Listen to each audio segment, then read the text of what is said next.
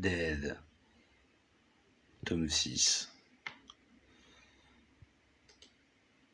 Frère Vincent.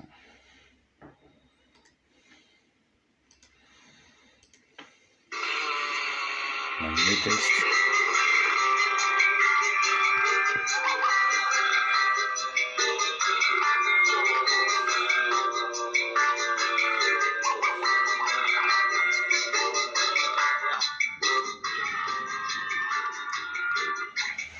Moi, Andreas Rebecca, après que le culte restreint fut fini, je ne crois pas du tout à la chance. Moi non plus, je répondis. Je suis croyant. Mais nous sommes dans une société très encline à la superstition et au jeu, au hasard. Le monde est mauvais, Vincent. Il faut vivre par l'esprit. Oui, je répondis. C'est pourquoi nous sommes pentecôtistes. Mais il n'y a qu'à voir le nombre de séries telles Charmed ou Sabrina ou l'aspect populaire du métal sataniste pour voir que les repères chrétiens sont pour le moins dissolus. C'est vrai, frère Vincent. Parfois je me dis qu'on se doit de les ramener à la raison, ces gens. Parfois je me dis que c'est impossible. Il ne faut pas désespérer, sœur Rebecca. De retour chez moi, à l'hôtel Espérance, à Royal Maison, j'enlevai mon masque et notais sur mon ordinateur. Tout le monde sait que la pestilence approche et qu'elle se déplace vite, chantait Leonard Cohen. Nous y sommes.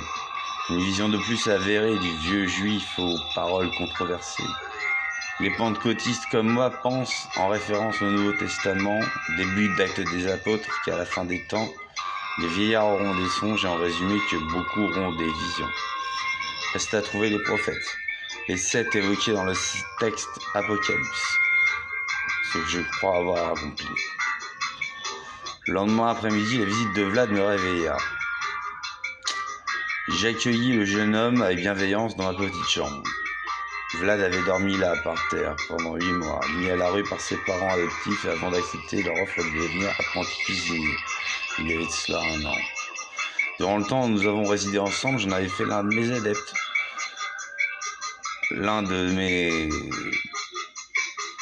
élèves, une sorte de fils adoptif.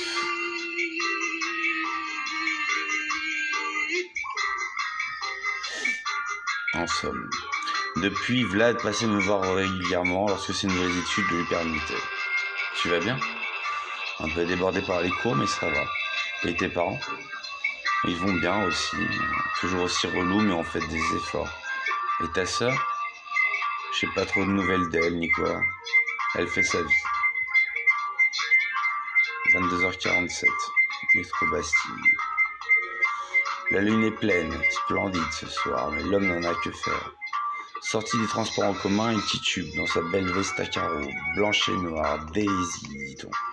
À intervalles, il sort de l'une de ses poches une flasque contenant du whisky et s'en sert une rasade. Il ne perçoit pas les pas qui se rapprochent derrière lui. Il s'engouffre dans l'une de ces petites rues peu éclairées dont le quartier est le secret. Tout sous son masque, remis en place d'un geste. Enfin, il tique, il se retourne. Donne ton portefeuille, dit l'homme armé d'un cutter dans sa main gauche. Quoi? Qui êtes-vous? Commence à beugler le premier, la victime de l'embuscade. Ferme-la si tu veux vivre, réplique son agresseur. Comment? Vous ne...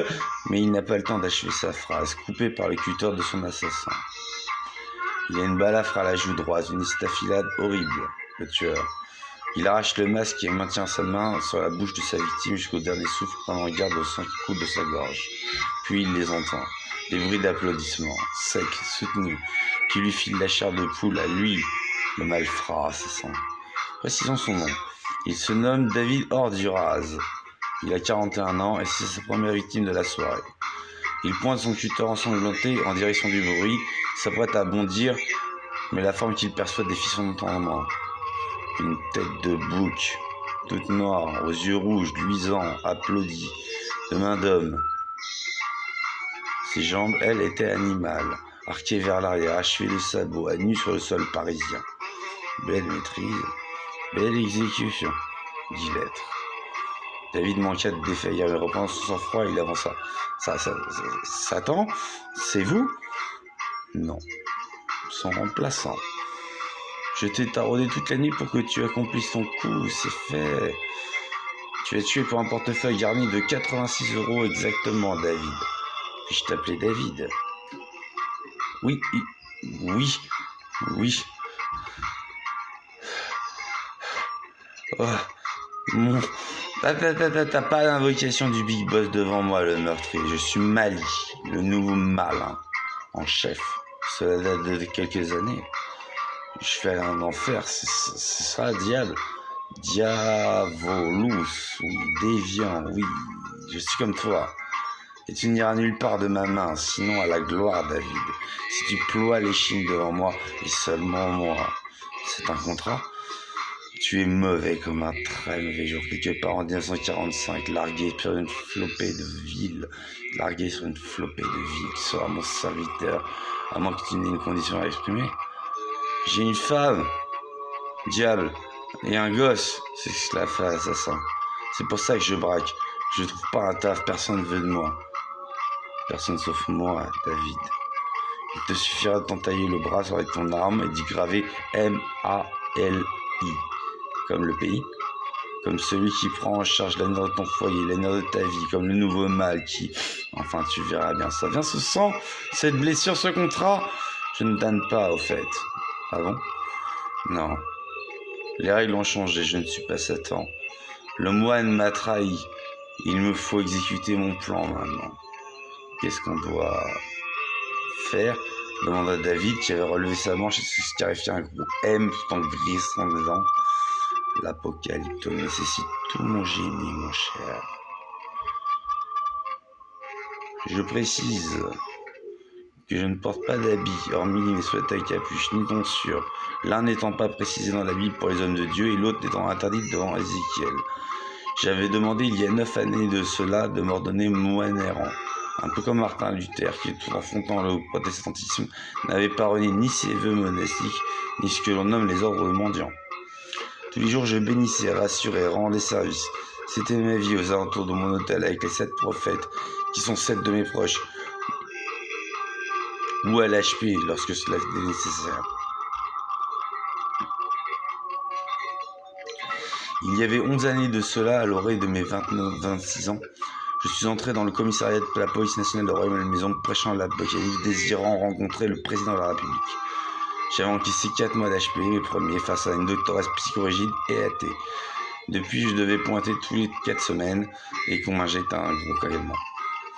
Et il y avait 7 années, lorsque j'eus la trentaine pile, dans ce contexte et dans une petite maison que je louais, il y a eu 7 nuits. 7 nuits où, transporté en esprit durant 11 heures, parfaitement sobre, pris sur mon lit, j'avais pris part à la bataille de Pandémonium, la capitale du mal dans l'espace, et à sa chute. Le 16 février 2014 au matin, un dimanche, je me rendis à mon culte pour informer la pasteur Aminata et ses fidèles que la première bête Satan était tombée et qu'il y avait un nouveau démon majeur Mali dans l'univers. Mais qui l'avait vraiment cru? C'était il y a 7 années auparavant. Et durant mon sommeil, je vis en songe des yeux rouges vifs, bourdonnants qui m'observaient. Tandis que j'enfilais mon deuxième café tout en tirant sur une première cigarette, j'y repensais, inquiet.